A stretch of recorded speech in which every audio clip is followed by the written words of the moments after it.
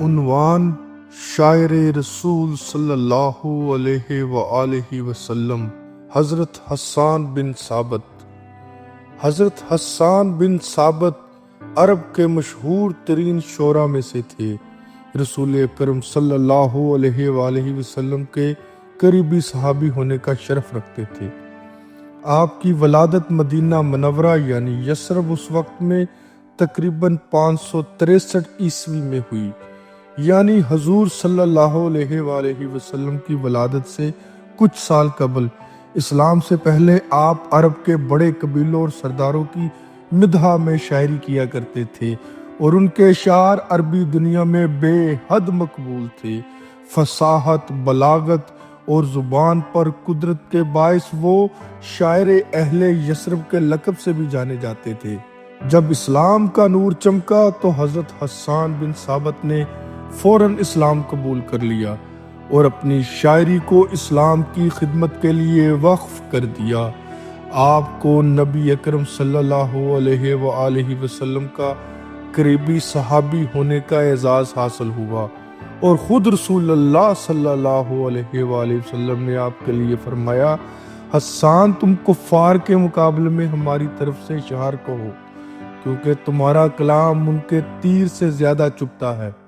ایک اور روایت میں ہے کہ نبی کریم صلی اللہ علیہ وآلہ وسلم نے ان کے لیے دعا فرمائی، اے اللہ، جب حسان تیری اور تیرے رسول کی طرف سے کلام کرے تو اسے روح القدس یعنی جبرائیل علیہ السلام سے تائید فرما۔ حضرت حسان کی شاعری اسلام کے دفاع میں ایک روحانی ہتھیار بن گئی۔ آپ نے اپنے اشعار سے نہ صرف دشمنوں کی زبانی حملوں کا جواب دیا بلکہ ایمان والوں کے دلوں میں محبت رسول اللہ صلی اللہ علیہ وآلہ وسلم کو اور زیادہ مضبوط کر دیا۔ ان کی شاعری نے اسلام کے پیغام کو اب کے ہر گوشے تک پہنچانے میں اہم کردار ادا کیا۔ مشہور ترین حسن مصطفیٰ صلی اللہ علیہ وآلہ وسلم پر شعر: تم سے زیادہ حسین کسی آنکھ نے کبھی نہیں دیکھا، تم سے زیادہ جمیل کسی ماں نے کبھی جنم نہیں دیا، تم ہر عیب و نقص سے پاک پیدا کیے گئے، گویا تم ویسے ہی پیدا کیے گئے جیسے تم خود چاہو۔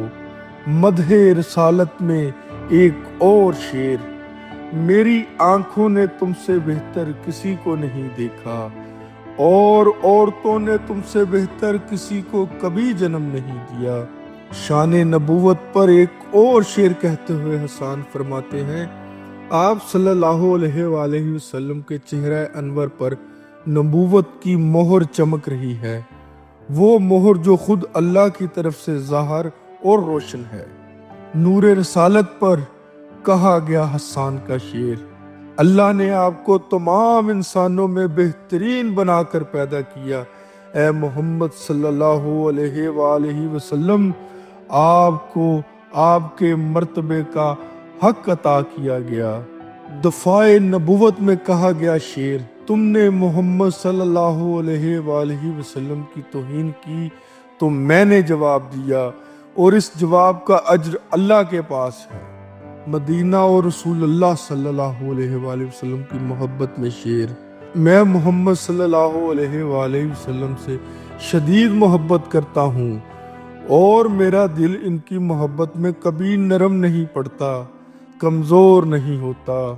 نبی صلی اللہ علیہ وآلہ وسلم کی مدح میں ایک اور خوبصورت شعر جس کا اردو ترجمہ یہ ہے: ان کی شان و ہمت کی کوئی حد نہیں، ان کی شان و ہمت کی کوئی حد نہیں، وہ تمام مخلوقات میں اپنی مثال آپ ہیں۔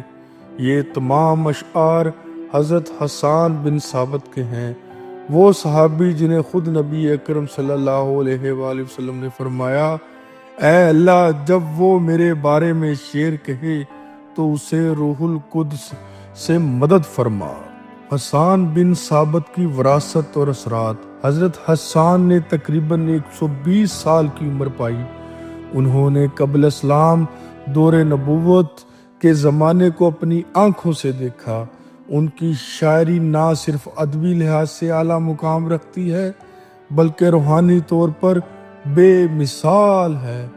اسلامی ادب میں آپ کا نام محبت رسول اللہ صلی اللہ علیہ وسلم کے ساتھ ہمیشہ کے لیے امر ہو گیا۔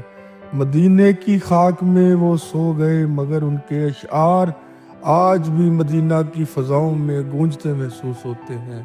حسان کی شاعری آج بھی اہل ایمان کے دلوں کو اس کے مصطفیٰ صلی اللہ علیہ وآلہ وسلم سے روشن کرتی ہے۔ میرے ماں باپ تجھ پر قربان، اے شاعر رسول صلی اللہ علیہ وآلہ وسلم۔